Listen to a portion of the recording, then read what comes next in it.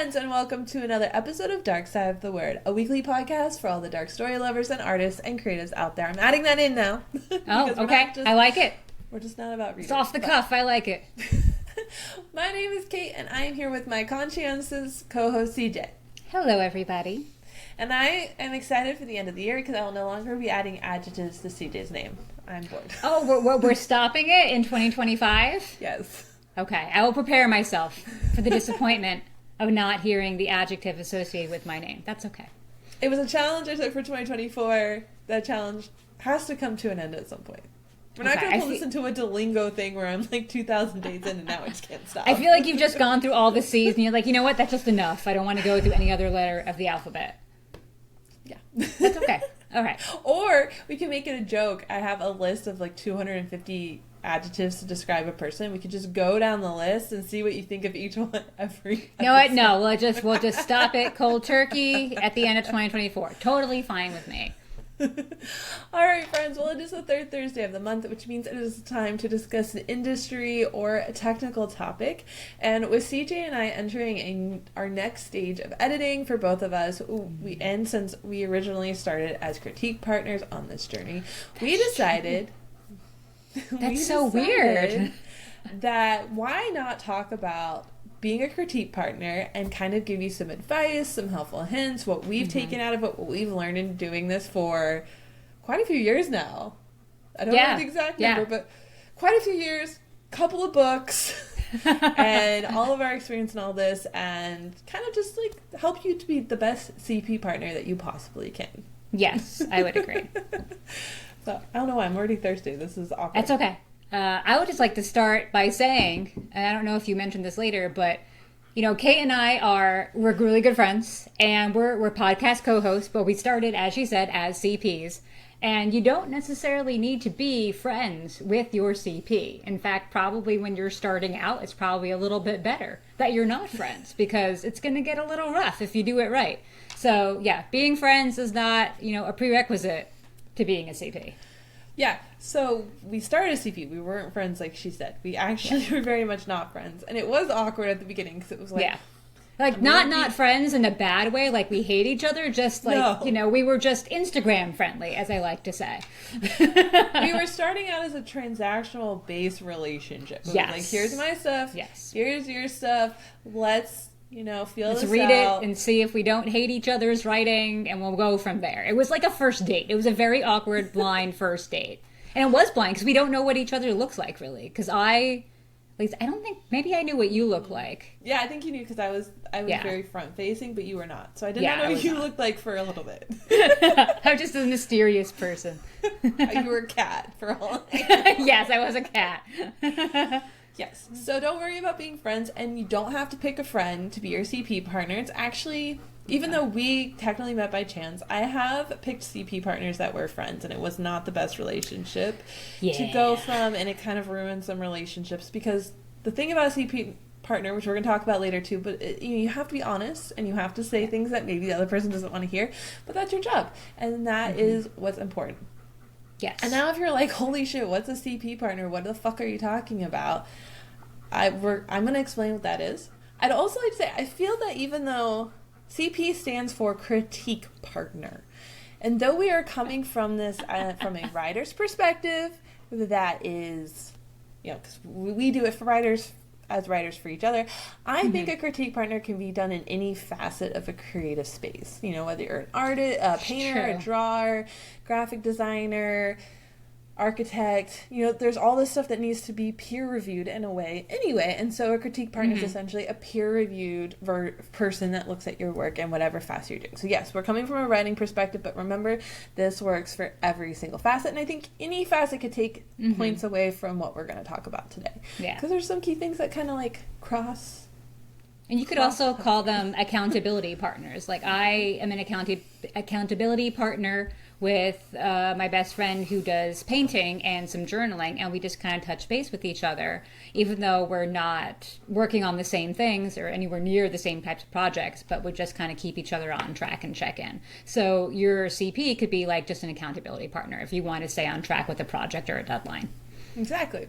So, from a writing perspective, a critique partner is someone that is your alpha reader. This is not a beta reader. This is a stronger technical critique of your work that is reviewed by someone also from a technical, like, who's working as well. So, like, being writers, we're coming from this as a very technical perspective. We're paying more attention to tension, character arcs, plotting, timing.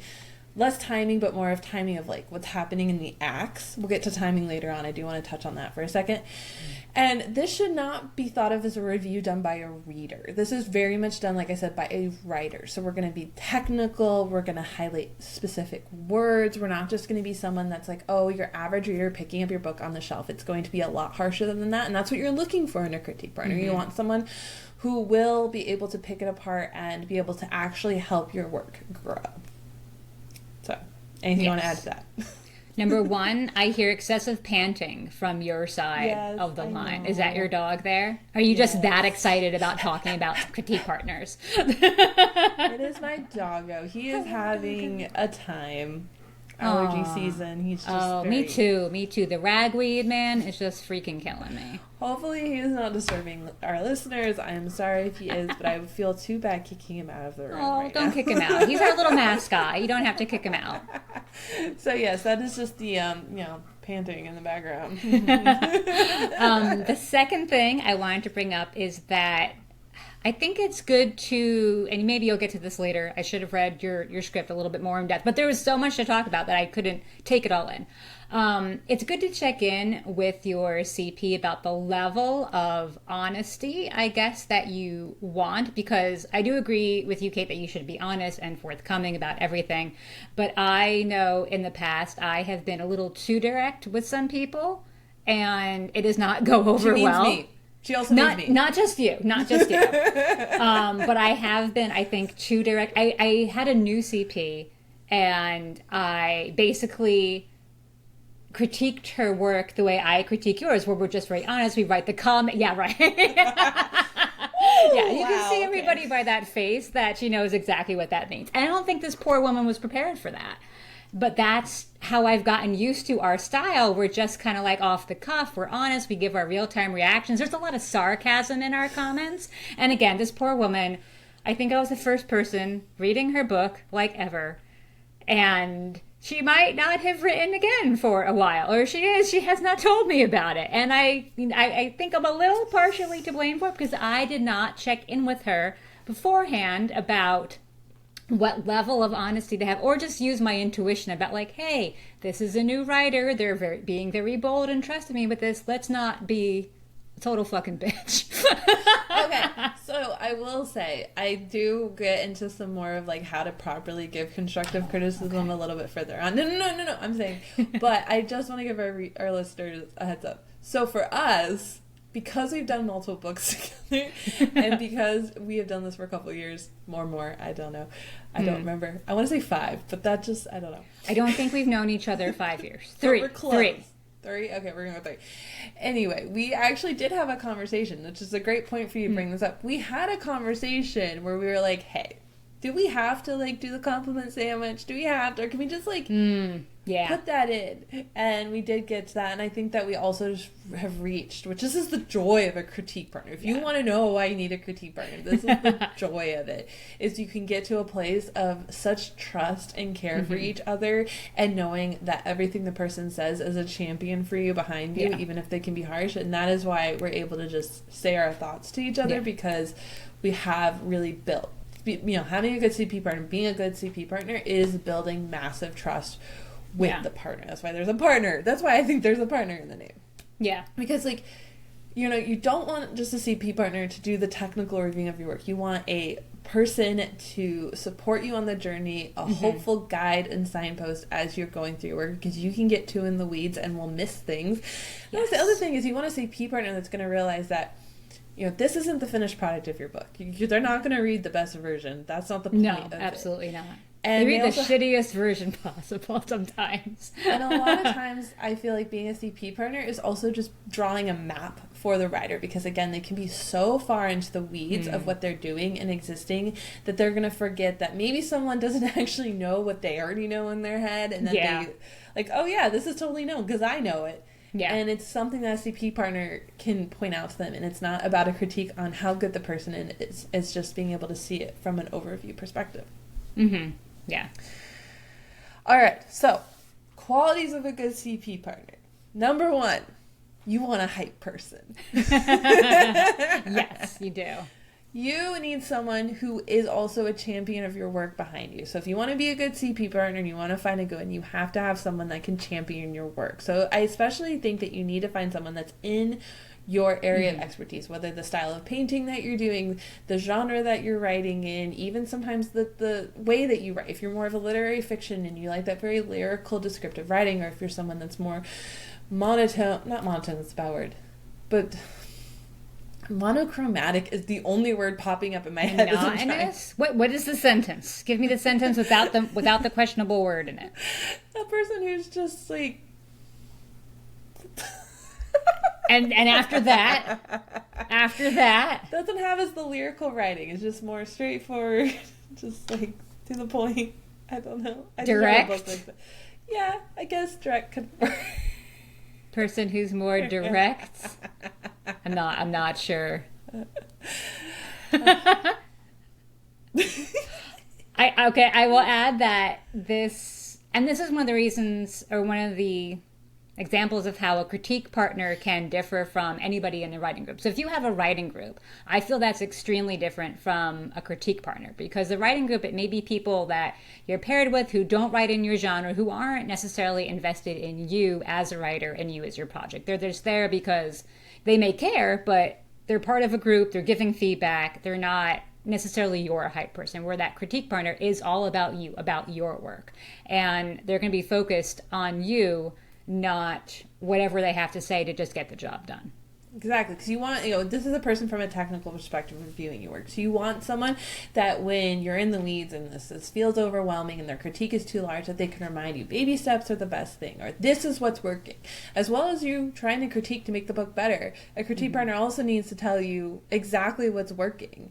And that's the other great thing about being a hype person too, is with your critique partner, is that they know the industry. That's why you want to pick someone who's like in what you're doing, because they'll know the industry. They can be like, this is what's working, this is what wasn't working, because this is what I'm seeing in the market, and this is how because again, I know a while ago in a previous podcast we mentioned about how fantasy writing and the way the plot points hit are different than romance or women's fiction and literary fiction, and like it's important to have that person know that technical side of like when the arcs need to happen and when the acts need to change, and like what are the things that have to be hit as well. And you want someone who's able to like support you in all of that. Yeah, if you're writing literary fiction, for example, you do not want your critique partner to be somebody who only reads thrillers, because they are radically different in how they will progress, and they won't really understand what you're trying to do. And that's so just a waste of everybody's time, basically. So it doesn't have to be an exact match, but they should be close. Exactly.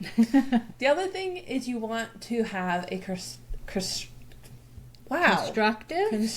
critique. Thank you. I got that word that time. You are not here to critique simply to critique for the sake of critiquing. You want to understand that you're reading a rough version. You want to understand that this is someone's being, like CJ said earlier, this is a very vulnerable part of the book as well. When you're sending your version to your CP partner, this isn't the polished, printable, reader-friendly version. This is a rough draft. It's more that it's further along than a rough draft. This isn't the final product. So you want someone who's going to know that you can be a better writer than this, but they're in here to really go into the plot, to go into how the story is going, to go into some of the word choices, and to help you so that you're not having your critique partner review this when it's polished and then they tell you the whole thing shit and you're like, now I have to rewrite the whole book. They're supposed to be reviewing a raw version. So you have to be able to critique from a very constructive place. Yeah, save the polished version for the beta readers, which is after your critique partner and you have gone through your manuscript once, if not twice. And then when you have a more polished, presentable version, close to something that would be on a bookshelf, then you send it to your beta readers. Yeah. And the other thing is that's extremely hard. I still fall into this. I'm not perfect. Is you cannot critique on personal preference. Yeah. Yeah. Which is so hard, because if we don't like something, my go-to is always cat. I don't know. If you don't like cats and the book's filled with cats, you can't say that you hate the book because there's cats in it. Yeah. Yeah. You really have to stay technical. You can't say that, oh, I don't like this character arc, or I don't like this trope because I don't go for this kind of like romance. And it's like, well, that's...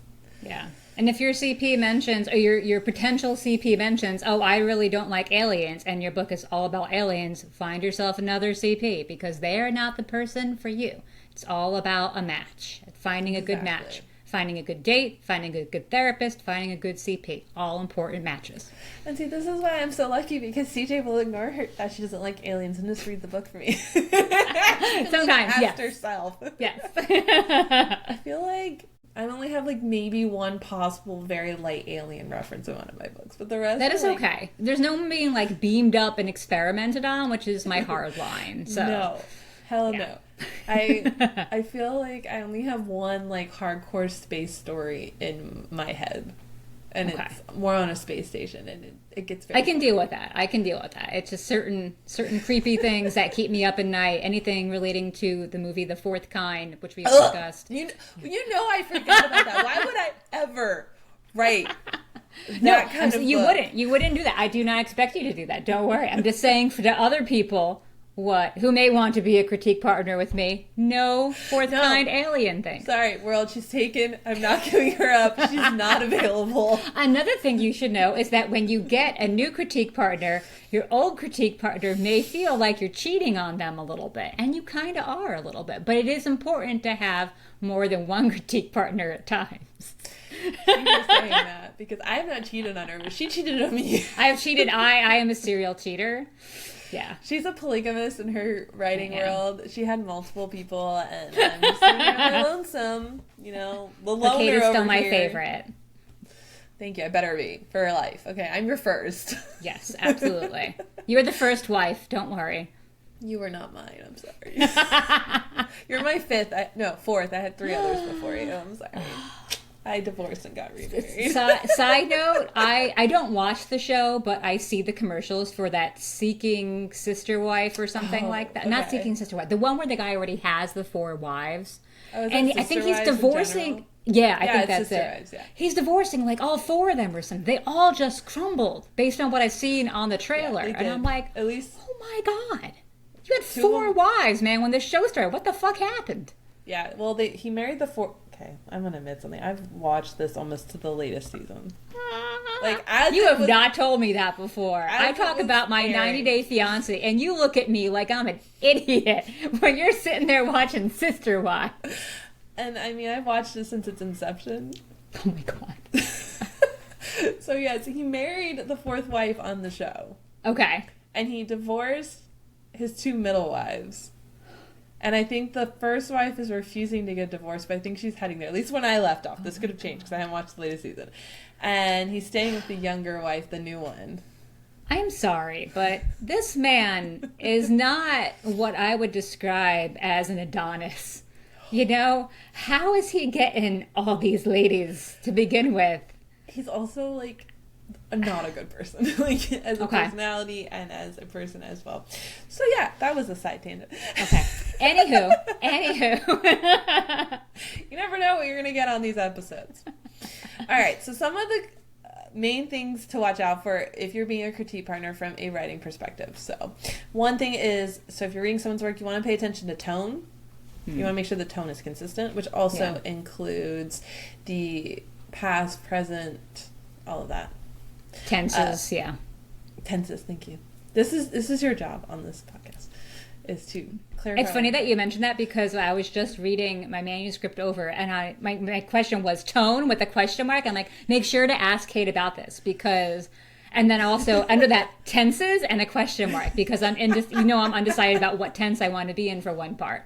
So yeah, this absolutely watch for tone and tense. Exactly. I am a mind reader. Do you want character arcs? You want plotting. Plotting is big. You want the clarity of writing. So it is a rough draft, but you want to make sure that what they're trying to portray and say and picture is clear. Tension. Every chapter is supposed to have tension.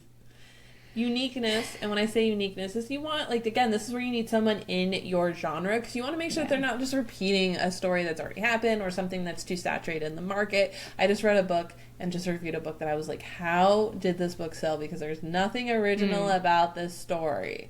Yeah. It's bad. And so you want to make sure that they're not just falling into a overdone trope, or that they didn't think about this a little bit more. They're not taking the easy road out when it's just glaringly like, oh, you can make this choice and all of that. And if they ask and requested, some grammar. Yeah. So, which we all know CJ can't help but rip her highlighter out just a little bit. Yeah, the red pen is always at the ready, but I try and restrain myself, because again, if you're reading what's not going to be the final version, then you don't want to worry about grammar so much, unless it's just completely indecipherable for some reason, in which case that person probably shouldn't be writing much of anything to begin with. But you don't want to send the worst version of your book, okay? I did say it's rough, but yeah, legible. Yeah, okay? legible. Your CP partner can't mind read. Yeah. I think for you and I usually ignore the grammar and copy editing type things on the first pass. And then the second one, I will pay a little bit more attention to that, since I know we've gone through a lot of the plot points already. Yes.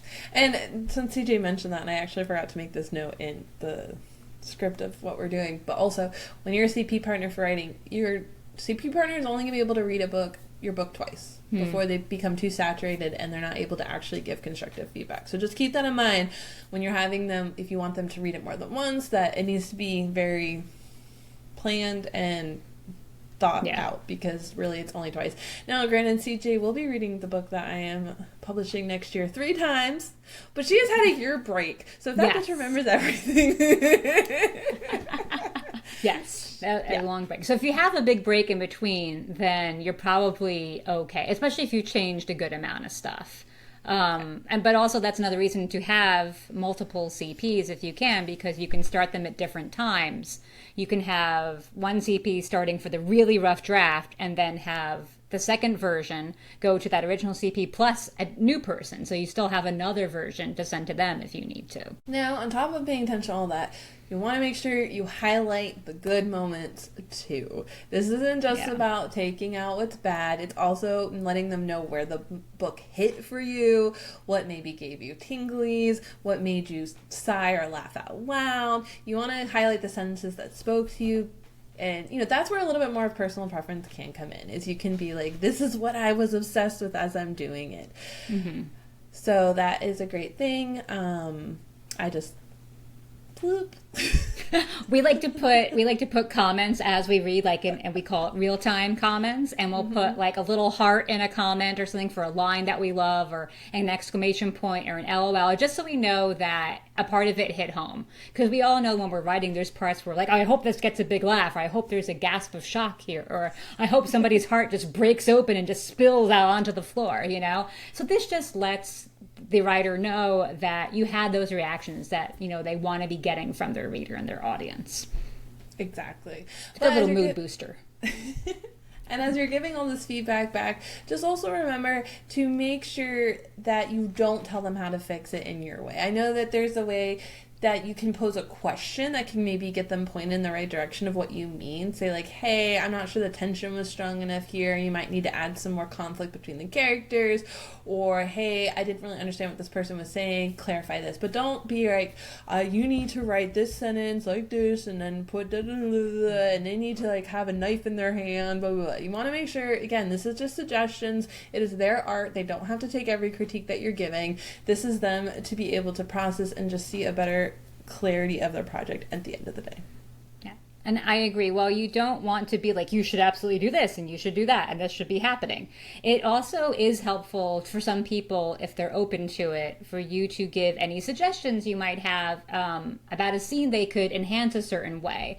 In my writing group, actually, there were a lot of ideas bantered around about, scenes I was writing or dialogue, and they actually had some really great ideas that I was able to incorporate into my story, and it made it richer because it wasn't just my mind coming up with all the ideas, which I know sounds a little odd, but I am the one writing it. I take the kernel of an idea and then I run with it, So if your ideas come from everywhere And if your CP is like, I could see this scene happening in a library instead of a bar room or something like that, and maybe give a sentence about why you think that may be something that sparks the creativity of the author, and that's really helpful to them. And that could be what helps change their whole scene around. And that's a great thing. So to specify, don't do that kind of stuff as you're leaving comments in their work. Because like for us, we do like editing on Google Docs or Word or whatever. We'll do like the suggesting function to do it. That's a great time to have those conversations like after, if they come to you and they're like, hey, I see you left this comment. What do you think of this? I just want to like banter with you. That's another really great reason to also have a CP partner, is to have that bantering of like, hey, I'm not sure how to build the tension, and you said I needed more tension. Like, what were you thinking? Like, this is a great time to be able to continue the conversation after. And it's really up to like the comfort level of the relationship as well. Yeah.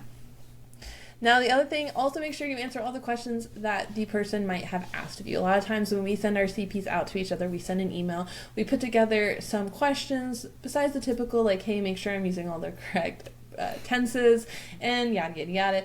Sometimes we'll ask like, was this character's arc strong enough in this specific area? Were you able to feel this emotion in this area? Were you getting what I was trying to say here? It can be very specific if the CP partner wants to go into that much detail of like being in chapter 56. Did you get this? And sometimes it can just be basic, like, hey, as you're reading the whole book, can you just make sure this happens and you feel this, and you're able to, like, can you pronounce this person's name? Like, what's your pronunciation of this name? So make sure when you're done that you're also answering all the questions that they may have posed when they give you the manuscript. And if you're asking questions that may kind of either contain spoilers for the CP, or that you want to get a reaction from the CP after they've read it, make sure you note that in your list of questions. Be like, here's the questions I want you to keep in mind as you read the whole thing, but here's a list of, 2 or 3 questions that I don't want you to consider until after you've read the whole thing, so they don't go in with some kind of bias or idea in their head already. Because if you want a surprise to happen, if they're looking for it, it probably won't be there, Yep. Exactly. Now, some of the things from the critique perspective that we especially have started doing for ourselves, and that I would say we like in critiquing for each other, is we definitely like to summarize our thoughts of the chapter at the end. And I think both you and I do that. Yeah. I love doing it. It's helpful. Exactly. It's just like, okay, here are our real-time comments, but then here's our overall thoughts of what we thought in the arc and style of the story. Again, we also like to highlight the sentences that we like. We already said that.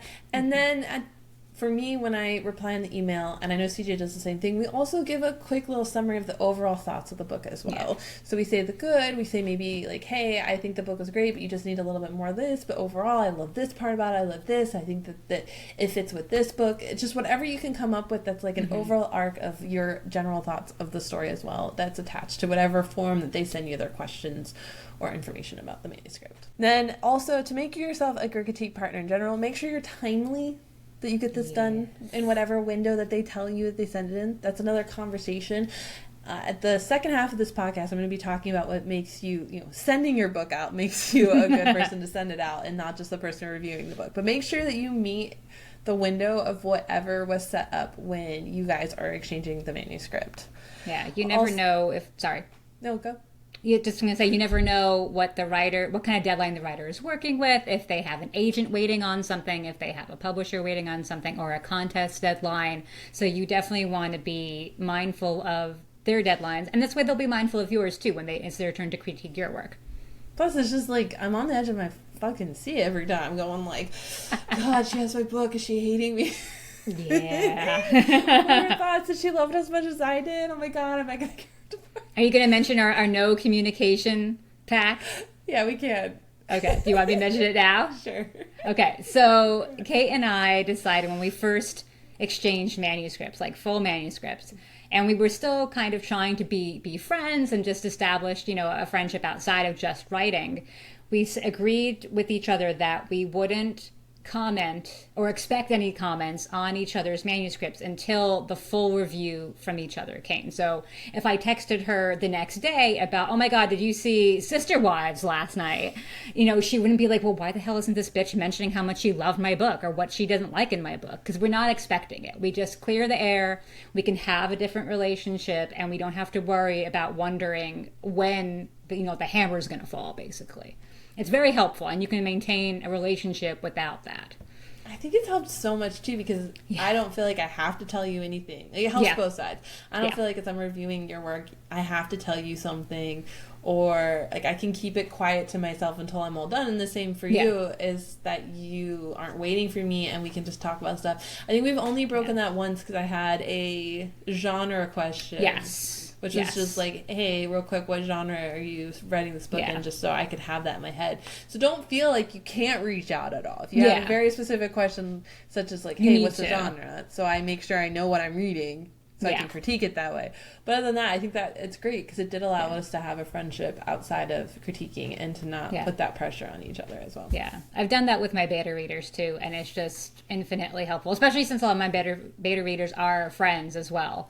So, because it's a slightly easier type of relationship to have with a review buddy, and it's helped a lot. So and you don't we recommend it. Breathing down your neck, and like, okay, I gave it to you yesterday. Why aren't you done? It's like, you did give How me are you talking about this when you should be reading my book right now? You know, there's none of that. All right, and then make sure you offer to clarify anything you said, but don't explain why you said it. Like, don't be like, well, I said this because of this. But if they're confused, offer to like give follow-up explanation at the end if they reach out to you. You really want to be hands-off once the manuscript is returned. You don't want them to be like, so how was my critique? Did you like it? Do you think I'm good at this? Like, you want to make sure once it's done, wash your hands, you're done of it. Unless they reach out to you to clarify or to go over something or to ask your advice on something because they can't figure out this one thing. Like, you're done with it at that point. That is no longer your responsibility and not something that you need to be thinking about.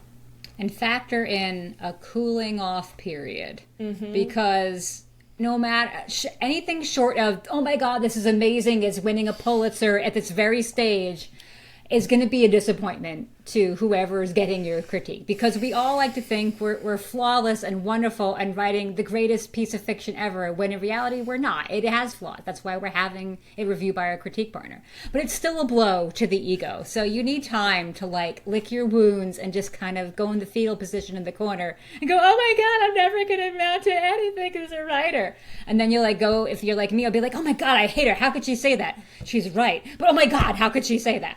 But after like a week or two, I'm just like, you know what? That Kate, she's a real good pal, man. She knows her shit.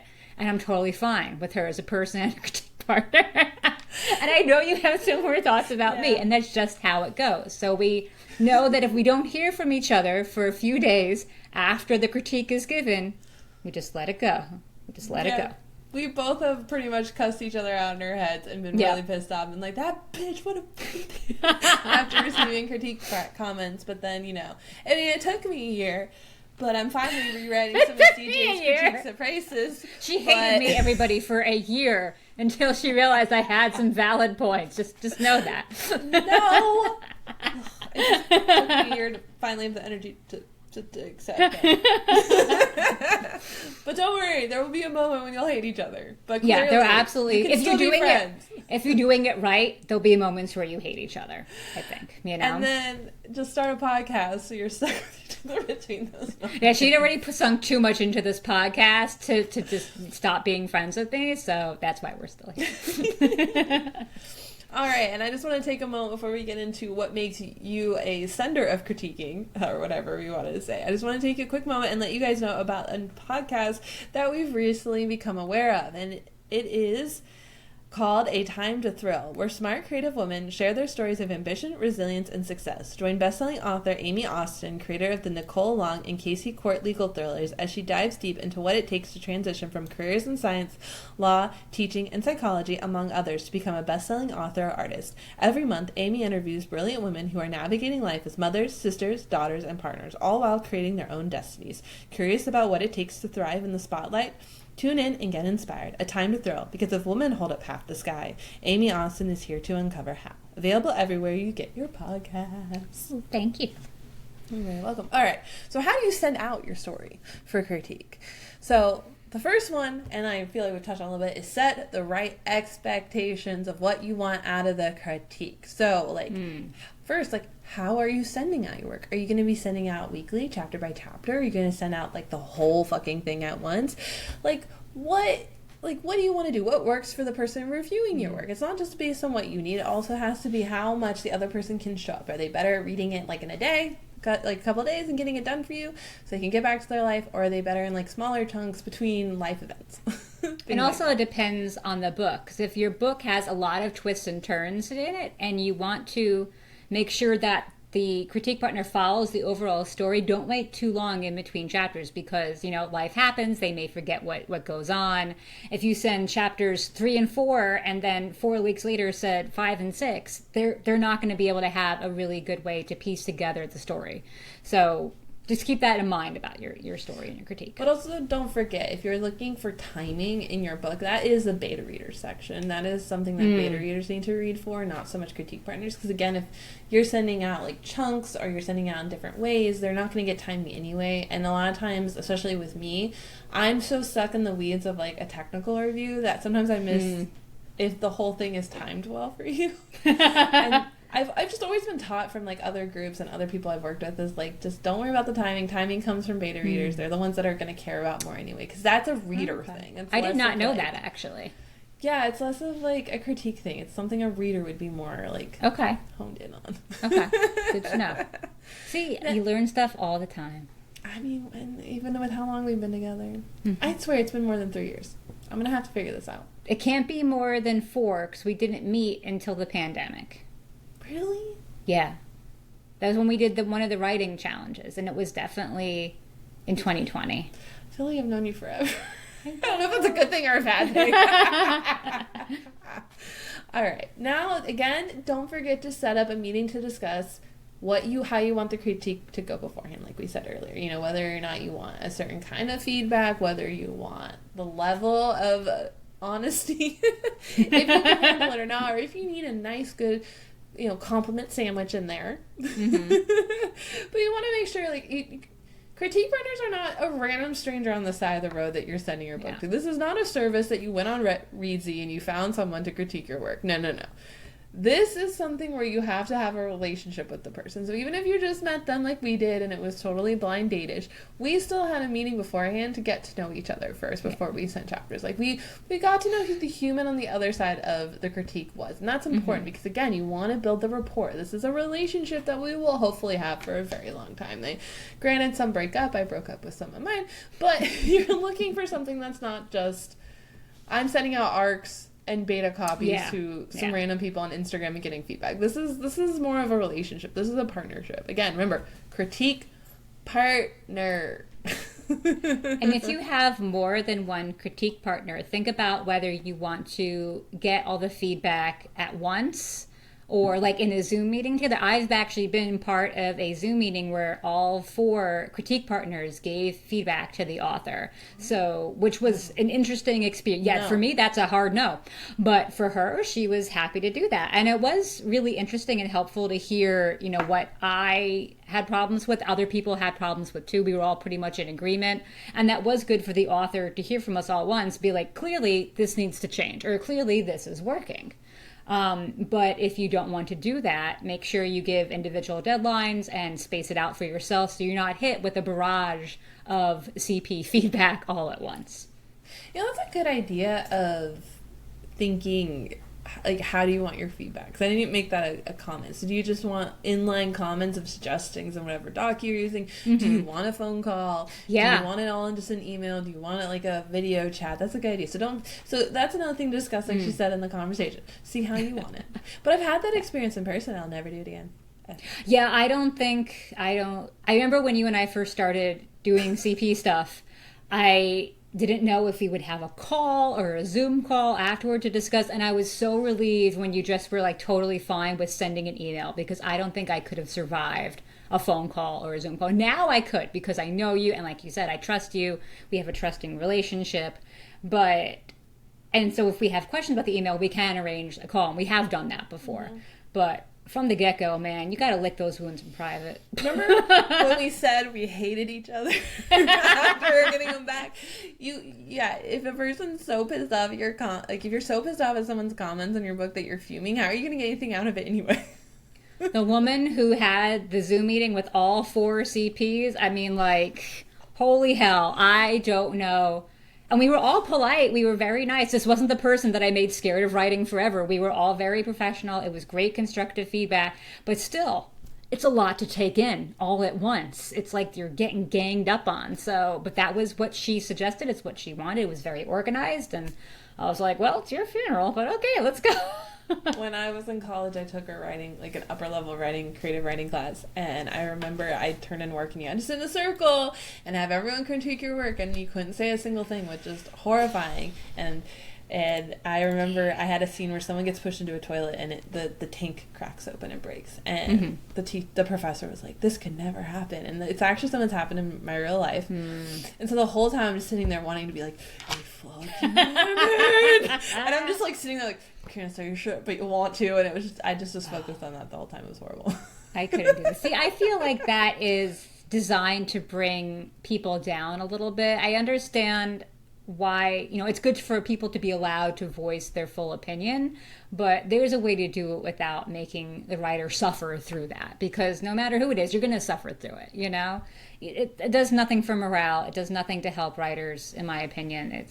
You got to find a way that boosts you up still. To me, that's also just a fucking opinion comment too. I mean, no matter what they're saying, it's all opinion, but you should be able to be like, you know what, actually that's incorrect because blah, blah, blah, blah, Yeah. All right. Now, the question list. So make sure as a CP partner, or you're sending your manuscript, make sure you do give a questionnaire list. It doesn't have to be very detailed. It doesn't have to be you can keep general questions, but you want to give your critique partner an idea of the general areas that you want them to focus on. It's not just the overview of their critique, but what are your weak spots? What are you most concerned about? What do you want answered in your book? You want to get something out of this. This is not the beta readers where people are just reading a general book and giving you general feedback. This is something where you need questions answered about what you're struggling with. And this is the time to be honest with yourself as well and give the questions to your CP partner. And this is where they're not supposed to judge you and just be very nice. But you want to make sure that you have some guiding questions of what you need them to pay attention to while they're reading the work as well. And if you have no idea what those questions should be, you can do what I do and just Google them. I have found a lot of helpful resources online if you're completely stumped. And you can just read through a few lists. You'll definitely see some questions that probably pertain to you and ring true. And again, be honest with yourself, like Kate said. And you can always just cut and paste those. Yeah, some great things to think about is like if you have a very emotional moment in a book that, in a way that you don't have to give it away, just be like, hey, did this emotional arc in chapter 56 or whatever work for you? Were you able to get the backstory of this character? Because I worry I don't give enough or I don't give too much. Is my world building strong enough that you understand what's going on in the world without dragging the story down? Like those kind of the questions that you need to like give your critique partner when you send it out. And then again, give your critique partner enough time. Remember what we said? As much as we're telling them to be timely of getting the critiques back to you, you also have to make sure to give them enough time. Yeah. So what did you say? I think we normally give each other about 2 weeks for a full book response. 2 to 3 weeks, definitely. Yeah, I talk about sometimes. Like we'll plan it. She'll come to me and be like, "Hey, I'm thinking this," and I'll be like, "Okay, I can do it here," or I'll be like, "Oh, I can't do it that week, but if you give it to me the week after, I'll get it back to you." Like we've gotten to a place where we can communicate, but I feel like 2 weeks isn't bad. 2 to 3, like you said. Now, if it's chapters. I wouldn't go more than a week, depending on the amount of chapters. Yeah. Like if you're sending half the book, that's different. But if you're sending like 5 chapters at a time, I wouldn't send more than 5 chapters at a time, to be honest. I would give it about a week because you're going through that quickly, and they need to be able to like also return if you're still working on future chapters as well. Yeah, I'd say be open for a full manuscript. Go for 2 weeks, but be open to 3 or 4 depending on the person's schedule. If they're working 2 jobs, if they're being a critique partner for several other people, they have kids. A lot of stuff can get in the way, and we have the best intentions, but sometimes we just don't get to it. And you want to give yourself also a little leeway. Like if you have an agent waiting for your manuscript on the 30th, don't say, well, if I get it back the 15th, I can make all the edits. What if that person doesn't get back to you the 15th? Something may happen. You want to give yourself some room, But you also don't want to give them too much time, because on the flip side, if they're taking too long of breaks in between picking up that book, then they're going to have issues holding on to the flow of the story to be a good critique partner as well. So you want a good enough fire under their ass, but you want to like also make sure that you give them lifetime as well. And also another point to this is give them a heads up when you're sending it. Again, like we communicate so we can make sure Like, we have a trip coming up, and I've been like, honey, you can't send it to me right before that. I don't know if that's going to happen. Good. We already talked about that. I said yeah. No. But anyway, you want to make sure that also their window's good. It works with if you have a deadline. Like CJ was saying about an agent, you want to make sure. So communicate, give them a heads up, let them prepare their schedule as well if they're working so they know this is dedicated time. I'm not doing this other project. I know that I need to dedicate 2 days to getting through my partner's work. Yeah. And then just have faith in the process. Like, yeah, it's going to be fucking hard, and you're probably going to hear some things you don't want to hear. And just, if you find the right critique partner, know that, like, we want you to be better. We want this to be the greatest fucking piece of art ever. Like, I know every time I send to CJ, like, I just want her to be the best fucking artist that she can be. And I just want her to grow, and I want her to sell her work, and I want her to be a New York Times bestseller, and I want to be fucking jealous of her. Ditto. And so, yeah, it sucks sometimes, because we don't want to hear what they have to say. But we know that this is truly, like, love and care, and I kind of love that we don't write exactly in the same genre, because I don't also feel like I'm competing. No, I don't feel like that at all. Yeah, so it would be harder if I were sending it to another women's fiction writer, because I definitely read a lot of women's fiction, and I'm always comparing myself, good and bad, to that genre. Same with, that's why I've stopped reading rom-coms, because honestly, after Hugo, even though it kind of went away from being a rom-com, it just pissed me off, and I couldn't take reading rom-coms anymore because it was just too much comparison in my head. You're also not missing anything. They've gotten so bad. I mean, I feel that way as well. That's a whole other conversation, but you're not missing anything. I'll tell you if there's a good one. Yeah. Love Light Farms. I knew that was coming. Love Light Farms. Can't help it. I love it. I need to be a sponsor, a spokesperson for this series. Seriously. It is so fucking good. See, it's still, like, I still get chills thinking about it. Oh my gosh, you're so funny. You're so funny. And I do not write hard for romance, but... And last thing I want to say about all this, too, is just remember you wanted a critique partner, okay? Yeah. You asked for it, everyone. I remember when I was starting on this journey of writing and everything, I don't know how many people know of Adrienne Young, but Adrienne Young, about 6 years-ish ago, she became, like, a big author. She sold, like, her first book and all this stuff, and she kept referring to her best friend, who is, like, a very close CP partner, and I'm talking, like, she writes a chapter and that day sends it to her without, like, barely any, like, Wow. But they have, like, such a trusting, loving relationship. It's just like a brain dump, you know? Wow. And I just remember being so jealous of that type of relationship and wanting that close-knit writing friendship with someone. And then I was like, I got a CJ, and then it was like, God damn it. I asked for this. I love you too, honey. Yeah.